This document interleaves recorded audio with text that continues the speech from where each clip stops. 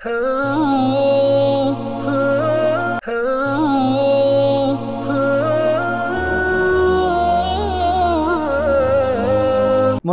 மஸ்ஜிதுல் அக்ஸா அந்த ஹுத்பா ஷேக் முஹம்மது சலீம் ஹஃபிதுல்லாஹ் இருந்தார்கள். அதாவது திருமணத்துடைய ஒழுக்கங்களும் சட்டத்திட்டங்களும் சில முக்கியமான விடயங்களை முன்வைக்கிறார்கள். ஹம்து ஸலவாத் தக்வாவுடைய வசியத்துக்கு பின்னால் நபி ஸல்லல்லாஹு அலைஹி வஸல்லம் அவர்கள் சொன்ன ஹதீஸை எனக்கு விருப்பத்துக்குரியதாக துனியாவிலே பெண்கள் அதாவது மனைவிமார்களை நேசித்தார்கள். பெண்கள் நறுமணம் என்னுடைய கண்குளிர்ச்சி தொழுகையில் அமைக்கப்படுகின்ற ஹதீஸோடு ஆரம்பித்து பொதுவாக நபியோடு கேட்கப்பட்டது யார சொல்லலாம், நாங்கள் உங்களுக்கு பின்னால் வாழ வேண்டிய கட்டம் ஏற்பட்டால் எங்கு வாழுமாறு இவர்கள் சொன்னார். நபி ஸல்லல்லாஹு அலைஹி வஸல்லம் அவர்கள் பைத்துல் மக்திஸிலே வாழுங்கள். அதில் அல்லாஹ் சில வேளை காலை மாலை என்று மஸ்ஜிதுல் அக்ஸாவை நோக்கி சென்று வருகின்ற பிச்சளங்களை பிள்ளை குட்டிகளை பரம்பரையை உங்களுக்கு பைத்துல் மக்திஸிலே பலஸ்தீனில் உருவாக்கி தரலாம். நபி ஸல்லல்லாஹு அலைஹி வஸல்லம் அவர்கள் எனவே மஸ்ஜிதுல் அக்ஸாவை அங்கு திருமணம் முடித்து குடும்பமாக குடியேறுகின்ற அந்த பாக்கியத்தை சிறப்பை முன்வைத்து மஸ்ஜிதுல் அக்ஸாவை அதிலும் குறிப்பிட்டிருக்கிறார்கள். பொதுவாக குதுசிலே திருமணம் முடித்து குடும்ப வாழ்க்கை நடத்துவது என்பது உண்மையில் உயர்ந்தரமான ஒரு அந்தஸ்து. நபியர்கள் வரவேற்ற விடயம், நபிகள் தூண்டிய ஒரு விடயம். எனவே இங்கு திருமணம் முடித்து குடும்பமாக குடியேறுவது கூட இந்த பூமியிலே உன்னதமான சிறந்தது என்று சொல்லிவிட்டு சொன்ன நபி ஸல்லல்லாஹு அலைஹி வஸல்லம் அவர்கள் மஸ்ஜிதுல் அக்ஸாவுக்கு போங்க. மஸ்ஜிதுல் அக்ஸாவை நீங்கள் பைத்துல் மக்ஸுடைய அந்த பூமியை நீங்கள் பற்றி பிடித்துக் கொள்ளுங்கள். அல்லாஹ் உங்களுக்கு அதிலே சில குடும்பங்களை பிச்சலங்களை தரலாம் என்ற ஹதீஸை முன்வைத்துவிட்டு பொதுவாக முஸ்லீம்களை உங்களுடைய வயது வந்த ஆண்கள் பெண் பிள்ளைகளுக்கு நீங்கள் திருமணம் முடித்து கொடுக்கின்ற ஏற்பாடுகளை செய்ய வேண்டும். அது உண்மையிலே உங்களுடைய கடமை. அதே நேரம் நபி ஸல்லல்லாஹு அலைஹி வஸல்லம் அவர்கள் கூட நல்ல அன்பு பாசம் நிறைந்த அந்த குடும்பத்து பெண்கள், அதே போன்று குழந்தைகள் அதிகமாக பெற்றெடுக்கின்ற அப்படியான பெண்களை நீங்கள் பார்த்து முடித்துக் கொள்ளுங்கள். ஏன்னா உங்களை கொண்டு சமுதாயத்தினுடைய எண்ணிக்கை கூடுதலான குழந்தைகள் நீங்கள் பெற்றெடுக்கும் பொழுது அதை கொண்டு நான் பெருமை அடிப்பேன் ஏனைய சமூகங்களோடு என்று அதை சொல்லிவிட்டு பொதுவாக எப்பொழுதுமே சமூகம் குடும்பம் என்று சொல்லி வருகின்ற பொழுது திருமணத்தின் ஏற்படுகின்ற நல்ல ஒரு பிரதிபலன்தான். சமூகத்திலே சொர்க்கத்திலே தராதரங்கள் இருக்கும், மேலந்தஸ்து கீழந்தஸ்து. ஆனால் ஒரு குடும்பத்திலே யார் ஒரு உயர்ந்த அந்தஸ்தில் இருப்பாரோ அவருடைய கீழ் அந்தஸ்து இருக்கின்றவர்களையும் அந்த உயர்ந்த அந்தஸ்துகள் தான் கொண்டு போய் சேர்ப்பான். ஈமான் கொண்டு அவருடைய பரம்பரையும் அவருடைய ஈமானிய முறையில் அவர்களை பின்பற்றி அவர்களை இவர்களோடு சேர்த்து வைப்போம். அவர்கள் இந்த அமலிலிருந்து அதை குறைக்க மாட்டோம், வீணடிக்க மாட்டோம். சூரத்தூர் துராசனம். பொதுவாக சொர்க்கவாதிகள் சொர்க்கத்துக்கு நுழைந்தால் ஒருவர் தன்னுடைய பெற்றோரை பற்றி மனைவிமார்கள் பிள்ளைகள் பற்றி கேட்பார்கள். சொல்லப்பட அவர்கள் உங்களுடைய அந்தஸ்தை அடையவில்லை, அவர்கள் குறைந்த அந்தஸ்தில் இருக்கார்கள். உங்களுடைய சொர்க்கத்தை வந்து அடைய அவருடைய அமல்கள் போதாது. உடனே சொல்வாராம் சொர்க்கவாதி, யார் ரப்பே, நான் எனக்காக மாத்திரமல்ல அவர்களுக்கு சேர்த்து தான் தீர்மானி செய்தேன், நல்ல அமல்கள் செய்தேன். எனவே அப்படி சொன்னவுடன் அவர்களும் என்னோடு இருக்க வேண்டும், என் போன்று இருக்க வேண்டும் என்று தான் நான் அதனுடைய அமல்களை செய்தேன் என்று சொன்னவுடன் அவர்களையும் மேல் அந்தஸ்தில் இருக்கின்ற அந்த சொர்க்கவாதியோடு இணைக்குமாறு கட்டளையிடப்படும் என்ற ஹதீஸை இப்னு அப்பாஸ் அறிவிக்கிறார்கள். அந்த ஹதீஸை சொல்லிவிட்டு மூமின்கள் பொதுவாக அவங்களுடைய பிள்ளைகளை அவருடைய கற்புகளை பாதுகாப்பதற்கு உகந்ததாக திருமணம் எடுத்துக் கொடுங்கள், தகாத உறவுகளை விட்டு பாதுகாப்பதற்காக. எனவே வாலிபர்களே, நீங்கள் வாலிப பெண்கள் யுவதிகளே, உங்களுடைய கற்புகளை தகாத உறவுகளை விட்டு பாதுகாத்து கொள்ளுங்கள். அதுக்கு தான் அல்லாஹ் திருமணத்தில் இருக்கிறான். அதை எல்லாம் கற்புகளை பாதுகாக்கின்ற மக்களை எல்லாம் புகழ்ந்து பாராட்டி பேசியிருக்கிறான். தக்வாதாரின்னு சொல்லியிருக்கிறான். உண்மையான மூமிங்கள் தன்னுடைய அஃபங்களை கற்புகளை பாவங்களை விட்டும் பாதுகாத்துக் கொள்வார்கள். மாரிஜ் 29 வசனம். எனவே நிக்காவுடைய வசவாய்ப்பு இல்லாதவர்கள் பத்தினித்தனமாக இருக்கட்டும், அல்லாஹ் அவர்களுக்கு வசவாய்ப்பை கொடுக்கும் வரை சூரா 33 வசனம். எனவே நபி ஸல்லல்லாஹு அலைஹி வஸல்லம் வசதி வாய்ப்பு உடலியல் பலம் பொருளாதார வளம் படைத்தவர்கள் திருமணம் முடிக்கட்டும். அது பார்வையை தாழ்த்த உதவும், ஹராமான பார்வை விட்டும் கற்பை பாதுகாக்கும். அதே நேரம் முடியாதவர்கள் நோன்பு நோற்று தன்னுடைய இச்சை அடங்கிக் கொள்ளட்டும். அந்த நோன்பு அவருடைய இச்சையை கட்டுப்படுத்தும். எனவே நீங்கள் உங்களுடைய பிள்ளைகளை அளவுக்கு அதிகம் ஆடம்பரமான மகர்கள் ஆடம்பரமான செலவுகளை சொல்லி திருமணம் முடித்துக் கொள்ளுங்கள். நடுத்தரமாக உங்களுடைய திருமண செலவுகளை அமைப்புகளை நீங்கள் வைத்துக் கொள்ளுங்கள். வாலிபர்களை பொதுவாக திருமண வாழ்க்கையை பாவங்களை கொண்டு ஆரம்பிக்க வேண்டாம், பெரும்பாவங்கள் செய்ய ஆரம்பிக்க வேண்டாம். இசைக்கருவிகள் இசைக்கப்படுவது, ஆடல் பாடல்கள், ஆண் பெண் கலப்புகள், இப்படியான விடயங்கள் வைபவங்கள் நடக்கின்ற பொழுது பெரும் பாவத்தோடு உங்களுடைய திருமண வாழ்க்கையை ஆரம்பித்தால் அதில் நிம்மதி இருக்காது. அல்லாஹ்வுடைய ஹராமாக்கிய விடயங்களை அங்கு நீங்கள் ஹராமான வழிகளிலே பாவங்களை செலவழித்து குடும்ப வாழ்க்கையை நீங்கள் வைபவங்களை ஹராமாக்கி கொள்ள வேண்டாம். அதன் மூலம் தரித்திரியங்களை தேடிக்கொள்ள வேண்டாம். என்னுடைய உம்மத்திலே சில கூட்டம் உருவாகுவார்கள். அவர்கள் விபச்சாரம் மது போன்று மது பட்டு இப்படியான இசை கருவிகளை அவர்கள் ஹலாலென கருதி செய்வார்கள். அது ஹராமான விடயங்களை தாங்கள் ஹராம் என்று தவிந்து கொள்ளாமல் அதை செய்வார்கள், ஆகுமாக்கிக் கொள்வார்கள், தங்களுக்கு ஆகுமாக்கிக் கொள்வார்கள். ஆனால் ஹராம் என்று தெரிந்தும் அந்த பாவங்களை சர்வசாதாரணமாக ஈடுபடுவார்கள். அப்படியான கூட்டம் தோன்றுவார். அந்த கூட்டத்தை நாம் ஆகிவிடக்கூடாது. ஹராம் ஆனால் அவர்கள் இஷ்டப்படி ஹலாலாக அதை மாற்றிக்கொள்வார்கள், சர்வசாதாரணமாக ஈடுபடுவார்கள் என்று சொல்லிவிட்டு, பொதுவாக மகர்களை நீங்கள் பொதுவாக கேட்கலாம் என்றாலும் அதை அளவுக்கு அதிகமாக ஆடம்பரமாக நீங்கள் எதிர்பார்க்கக்கூடாது என்று சொல்லிவிட்டு, நடுத்தரமான முறை செலவுகளை நீங்கள் அமைத்துக் கொள்ளுங்கள். எப்பொழுதுமே அழகான முறையிலே நீங்கள் பெண்களை தேடும் விடயத்தில், மாப்பிள்ளை தேடும் விடயத்தில் அழகான முறையில் நீங்கள் தேடிக்கொள்ளுங்கள், வேண்டிக் கொள்ளுங்கள். சிறந்த முறையில் அதை மார்க்க முறைப்படி அதை நீங்கள் அமைத்துக் கொள்ளுங்கள் சொல்லி சொல்லும் அவர்கள். முராபித்துகளை, அல்லாவுடைய மாளிகையை பாதுகாக்கின்ற, மஸ்ஜித் அக்ஸாவை பாதுகாக்கின்ற மக்களை அல்லாஹ் நம்ம பாராட்டி கூறுகிறார்கள், நன்மாராயம் கூறுகிறார்கள். எனவே உங்களுக்கு நன்மாராயம் என்று அந்த மஸ்ஜித் அக்ஸாவுடைய பாதுகாப்பு பணியில் ஈடுபடுகின்ற இப்படியான மக்களின் இடையிலே ஞாபகப்படுத்தி துஆ செய்துவிட்டு பாவங்கள் ஹராம்களை தவிர்த்து கொள்ளுங்கள்.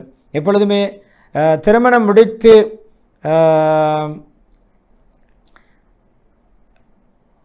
அக்கது நடக்காவிட்டால், அதாவது திருமண ஒப்பந்தம் நடக்காவிட்டால் இடைப்பட்ட காலங்களிலே நாங்கள் எப்பொழுதுமே உறவாட முடியாது, பேச முடியாது, தனிமையில் இருக்க முடியாது. அக்கதின் மூலம், உடன்படிக்கை ரெஜிஸ்டர் மூலம் தான் ஹலாலாகும். எனவே பேச்சுவார்த்தை நடத்திவிட்டு அதில் நாங்கள் உறவுகளை வைப்பது, அது அஜ்னபி அந்நிய பெண்ணுமானும் உறவு வைப்பது போன்று பேசுவது போன்று தான். அதே போன்று எப்பொழுதுமே கல்யாண வைபவங்களை ஆண்கள் பெண்கள் ஒன்றரை கலந்து பெண்களை மணப்பெண் அழகான ஆடை அணிவித்து அலங்கரித்து ஆண்களுக்கு முன்னால் காட்சிப்படுத்துவதெல்லாம் பெரும் பாவங்களை சேர்ந்தது. அதெல்லாம் அந்நிய ஆண்களை கிட்ட வர வைப்பது அது ஜினாவுடைய, விபச்சாரத்துடைய முன் செயற்பாடுகள் தான், அதை தூண்டக்கூடிய விடயங்கள் தான். இப்படியான கவர்ச்சியோடு ஆண்களுக்கு முன்னால் காட்சிப்படுத்துவதுன்னு சொல்லி அதையும் எச்சரித்து விட்டு, அல்லாஹ்வுடைய பாதையிலே காலங்களை கழிப்பதை பற்றி ஞாபகப்படுத்துகிறார்கள். அல்லாஹ்வுடைய பாதையில் ஒரு நாளை கழிப்பது, அது உண்மையிலே கழிக்கின்ற பொழுது அது மன இச்சைகளை விட்டும் ஷைத்தானை விட்டு நாம் நம்மை பாதுகாத்துக் கொள்ளும். தக்வா வழிகோலாமையும் ஈமானுக்கு ஒரு வழிகோலாமை எங்கே, நம்முடைய தக்வா ஈமான் அஹ்லாக்குகள் எங்கே, இஸ்லாமிய சகோதரர் நடந்து கொண்ட குணங்கள் எங்கே, உணர்வுகளை மதிப்பது எங்கே என்று சொல்லிவிட்டு, திருமணம் மஸ்ஜித் அக்ஸாவில் நடைபெறுவதும் உண்மையிலே வரவேற்கத்தக்க ஒரு விடயம். அதில் நீங்கள் உங்களுடைய திருமண வைபவங்களை இஸ்லாமிய முறைப்படி வைத்துக் கொள்ளுங்கள், சிறப்பான இடம், கண்ணியமான இடம் என்று சொல்லிவிட்டு, பொதுவாக எப்பொழுதுமே நீங்கள் நல்ல பெண்களை, சாலையான பெண்களைத்தான் வாலிபர்கள் தேட வேண்டும். அதேபோல் பெண்கள் சாலையான ஆண்களைத்தான் தேட வேண்டும். வெளிரங்கத்தை பார்த்து, அழகை பார்த்து, பணத்தை பார்த்து தீனுக்கு மாற்றமான பெண்களை திருமணம் எடுத்து பிச்சரங்களை வீணடித்து விடக்கூடாது என்று சொல்லிவிட்டு, நீங்கள் வறுமையை பயப்பட வேண்டாம். திருமணம் எடுத்தால் அல்லாஹ் பரக்கத் செய்வான், இன்னும் அல்லாஹ் தேவைகள் நிறைவேற்றுவான். வறுமையை பயந்து திருமணத்தை விட்டு ஒதுங்க வேண்டாம், பிள்ளை பெற்றெடுப்பதை விட்டு பின்னவங்க வேண்டாம் என்று சொல்லிவிட்டு, அல்லாஹ்வுடைய ரிஸ்க், அல்லாஹ்வுடைய அருள் பாக்கியங்கள் நம்பிக்கை வைக்க வேண்டும் என்று சொல்லிவிட்டு, எப்பொழுதுமே நாங்கள் நாடுவது இந்த இப்படியான புத்திமதிகள் மூலம் நல்ல தந்தையை, நல்ல ஒரு மனிதரை, நல்ல ஒரு தாயாக, நல்ல ஒரு மனைவியாக, வீட்டை பராமரிக்கின்ற ஒரு பெண்ணைத்தான் நாங்கள் தீனுடைய முறைப்படி நாட வேண்டும் என்று சொல்லிவிட்டு, அதுக்காக தான் இந்த தலைப்புகளில் நாங்கள் சில விடயங்களை முன்வைக்கிறோம். எப்பொழுதுமே மோமின்களே, அல்லாஹ்வுடைய அடியார்களே, உமர் ஃபாரூக் அல்லாஹ்வுடைய ஒரு தொழிலனுடைய ஞாபகத்தில் உதிக்கிறதுடைய சம்பவங்கள், நிலைமைகள், அது ஃபராசத் நகப்பார்வை இருந்தது, அதாவது மதிநுட்பம். எப்பொழுதுமே காதிசியா பொருளே, அல்லாஹ்வுடைய பாவத்தில் நீங்கள் ஆள வேண்டாம், அல்லாஹ்வுடைய பாதையில் கொண்டு பாவம் செய்ய வேண்டாம். நீங்கள் அல்லாஹ்வுடைய பாதையில் உங்களுடைய பாவங்கள் உங்களுடைய எதிரிகளை விட பயங்கரம், நீங்கள் செய்கின்ற பாவங்கள் வசிய செய்தார்கள். அல்லாஹ்வுடைய பாவம் அல்லாஹ்வுக்கு மாறுபாடு செய்வது இருக்கிறது, எதிரிகளை விட பயப்பட வேண்டிய விடயம். பாவங்களை விட்டு தவிர்த்து கொள்ளுங்கள். எனவே நீங்கள் எப்பொழுதும் பாதுகாப்பு மலக்குமார்கள் உங்களை உற்றுநோய் கொண்டிருக்கார்கள் என்பதை நீங்கள் ஞாபகத்தில் வைத்துக் கொள்ளுங்கள் என்று சொல்லி, அந்த வசியத்தோடு, தக்வாவுடைய வசியத்தோடு, துஆவோடு, இஸ்திக்ஃபாரோடு முதல் ஹுத்பாவை முடித்துவிட்டு இரண்டாவது ஹுத்பா ஹம்சலவாத் தக்வாவுடைய பின்னால் மஸ்ஜித் அக்ஸாவை பாதுகாத்துக் கொள்ளுங்கள், பைத்துல் மக்ஸித் பண்ணிக் கொள்ளுங்கள் என்று அந்த அதிசயம் மீண்டும் ஞாபகப்படுத்தி, பொதுவாக அபு ஹாமித் கஸாலி ரஹிமஹுல்லாஹ் இருக்கிறார்களே, முஸ்லீம்களுடைய நிலைமை மிக மோசமாகி கொண்டு போகின்ற பொழுது இஹ்யா உலூமுத்தீன் என்ற கிதாபை பைத்துல் மக்திஸுடைய அந்த மஸ்ஜித் அக்ஸாவில் தான், அந்த சுற்றுச்சூழலில் தான் அதை கோர்வை செய்தார்கள். மக்களுடைய பார்வையை திருப்புவதற்காக, மார்க்க கண்ணியத்தின் பக்கம் அவர்களை முன்னோக்க வைப்பதற்காக வேண்டி, மார்க்கத்தை உயிர்ப்பிப்பதற்காக வேண்டி, எனவே அந்த கிதாபுகள் மூலம் நாங்கள் பிரயோசனம் அடைந்து கொள்ள வேண்டும் என்று சொல்லிவிட்டு, இறுதியாக மைமூனா ரலியல்லாஹு அன்ஹாவுடைய ஹதீஸை சொல்கிறார்கள். நபி ஸல்லல்லாஹு அலைஹி வஸல்லம் கேட்கக்கூடிய பைத்துல் மக்திஸுடைய எங்களுக்கு தெளிவான தீர்ப்பை வழங்குங்கள் யா ரசூலல்லாஹ், அதை பற்றி சொல்லுங்களேன் சொன்னார்கள். நீங்கள் அங்கே சென்று தொழுங்கள், ஏன் தெரியுமா, மஸ்ஜித் அக்ஸாவில் தொழுங்கள், அதில் ஒரு தொழுகை 1000 தொழுகைகளை விட சிறந்தது. ஏனைய மசீதிகளில் 1000 தொழுகையோடு சிறந்தது. அதே மஸ்ஜித் ஹராம், மஸ்ஜித் நபி அல்லாத ஏனைய மசீதிகளை மைமூனா கேட்டார்கள், யாருக்கும் செல்ல முடியவில்லை, அவர் என்ன செய்வது? அங்கு பிரயாணி சென்று அங்கு பைத்துல் மக்தஸுக்கு செல்ல வசதியற்றவர். எனவே அவருக்கு சொன்னார்கள், அவர் இங்கிருந்து போகின்ற மக்களிடம் ஒரு எண்ணெய் அங்கு விளக்கெரிக்கின்ற எண்ணெயாவது அனுப்புங்கள், அதாவது பிரகாசம் ஒளி ஏற்படுத்துவதற்கு ஊட்டப்படுகின்ற எண்ணெயாவது அனுப்புவீங்க. மஸ்ஜித் அக்ஸாவுக்கு சதக்கா பொருட்களை, சதக்கா ஜாரியாக்களை, வக்குஃப் சொத்துக்களை அனுப்பி வையுங்கள். அப்படி அனுப்பியவரும் அங்கு தொழுதவர் போன்று எண்ணெய் அனுப்பி வைக்கிறார். கொஞ்சம் விளக்கேற்றுவதற்கு எண்ணெய், மக்களுக்கு வெளிச்சம் வருகிறது, அதை அனுப்பி வைத்தால் மஸ்ஜிதுக்காக அவரும் அந்த மஸ்ஜிதில் தொழுதவர் போன்று என்று பதிலளித்தார்னு சொல்லி நீண்ட துவா பிரார்த்தனையோடு தன்னுடைய முழு கொத்துபாவுக்கு முற்றுப்புள்ளி வைக்கிறார்கள். எனவே 3 கொத்துபாக்கள் மூலம் பிரயோசனம் அடையும். முதல் மஸ்ஜித் ஹராமுடைய கொத்துபா ஷேக் சுதைஸ் ஹஃபிதுல்லா அவர்கள் பாதுகாப்பு, அபயம், நிம்மதி, ஆன்ம ரீதியான சிந்தனை ரீதியான பாதுகாப்பு, சுற்றுச்சூழல் பாதுகாப்பு, ஊருடைய பாதுகாப்பு, பிரயாணத்திலே என்று சொல்லி மஸ்ஜித் ஹராம் ஹஜ்ஜுடைய விஷயங்களை சொல்லி ஹாஜிகளுக்கு சில புத்திமேல் சொல்லி அந்த கொத்துபா வைத்திருந்தார்கள். அதுபோல் 2வது கொத்துபா நபியுடைய முக்கியமான வாழ்க்கை சரிதையுடைய சுருக்கம், முக்கிய கட்டங்களை முன்வைத்தார்கள். வஹி வந்தது முதல் இறுதி ஹஜ்ஜத்துல் வதாவுடைய காலம் வரைக்கும் சுருக்கமான முக்கியமான தருணங்கள், குடும்ப வாழ்க்கை, அவருடைய தாவத்துடைய முறைகள், அதனுடைய வழிமுறைகள், விதிமுறைகள், நுட்பங்கள், எல்லா விடயங்களடக்கி அந்த விடயத்தை முன்வைத்தார்கள்.